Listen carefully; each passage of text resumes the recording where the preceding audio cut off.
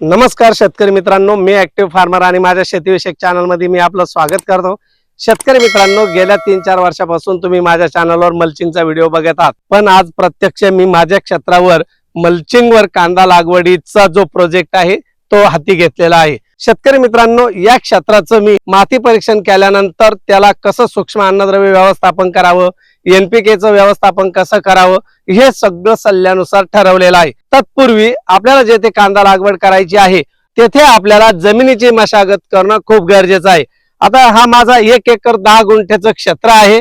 येथे मी याच्यापूर्वी ड्रीपवर मका केलेली होती, त्याचा अजून आपल्याला किती ॲव्हरेज येतं हे बघायचं आहे। त्याचे कंस काढून ठेवलेले आहे आणि तेच क्षेत्र मी आज रोजी तयार केलेलं आहे। सर्वप्रथम मी खोलवर नांगरणी केलेली आहे, त्याच्यानंतर रोटावेटर फिरवला। यानंतर माती परीक्षणाच्या अहवालानुसार जो सेंद्रिय घटकाचा अभाव दिसून आला त्यासाठी येथे 5 ट्रॉली इतकं शेणखत मी 1 एकर 10 गुंठे क्षेत्रामध्ये पसरलेलं आहे आणि त्यानंतर ते मिक्स व्हावं म्हणून पूर्ण क्षेत्र हे कल्टिवेट केलेलं आहे।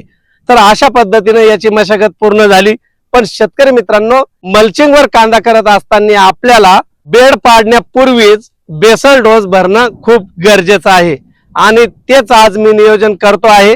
तर मी मल्चिंगवरील कांदा लागवड करत असताना कोणतं खत व्यवस्थापन करणार आहे ते तुम्हाला मी दाखवतो। तर शेतकरी मित्रांनो, याच्यामधली जी एनपीके किंवा सूक्ष्म अन्नद्रव्याची जी कमतरता किंवा अभाव दिसून आलेला आहे त्यानुसार मी 15-15-15 हे एनपीके खत निवडलेलं आहे। 1 एकर 10 गुंठ्यासाठी 3 बॅग निवडलेला आहे। त्याच्यानंतर शेतकरी मित्रांनो, भविष्यात नत्र उपलब्ध होत राहावं यासाठी मी अमोनियम सल्फेट घेतलेला आहे। बरेच शेतकरी युरिया वापरतात, तर मी युरिया टाळलेला आहे आणि त्याऐवजी मी अमोनियम सल्फेट निवडलेला आहे। त्याचबरोबर शेतकरी मित्रांनो, तुम्ही बघू शकत असाल की सह्याद्री बायोटेक यांचं न्यूट्रीबेस, हे न्यूट्रीबेस म्हणजे कांदा पिकाचं संपूर्ण संतुलित पोषण करण्यासाठी असलेली किट आहे। एक आहे 53 किलोची, ती प्रति एकर दिली जाते। माझं क्षेत्र 1 एकर 10 गुंठे आहे म्हणून मी अर्धी न्यूट्रीबेस अजून घेतलेली आहे। असं दोन्हींचं कॉम्बिनेशन करून मी 1 एकर 10 गुंठ्यासाठी ह्या 1.5 बॅग निवडलेली आहे।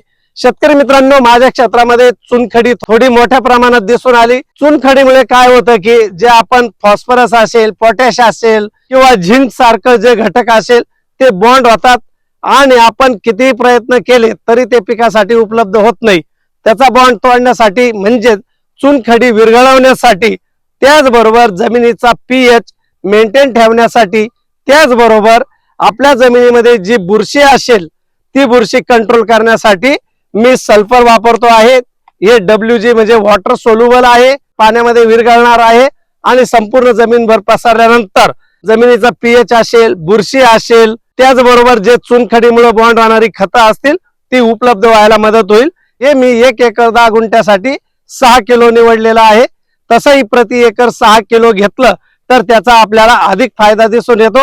प्रत्यक्ष कांदा पीक घेत असताना आपला कांदा जो हिरवागार दिसतो त्याचाही एक कारण हे बायोकेअर म्हणजे सल्फर आहे। या सल्फरमुळे आपल्या कांद्याच्या पातीमध्ये हरितद्रव्य मोठ्या प्रमाणात दिसून येतं, त्याच्यामुळे प्रकाश संश्लेषण क्रिया चांगली होऊन आपल्या कांद्याचं पोषण चांगल्या प्रकारे होतं आणि आपल्याला चांगल्या प्रकारे सरासरी मिळायला मदत होते। तर शेतकरी मित्रांनो, हे असं मी माती परीक्षणानुसार बेसल डोस खत व्यवस्थापन केलेलं आहे।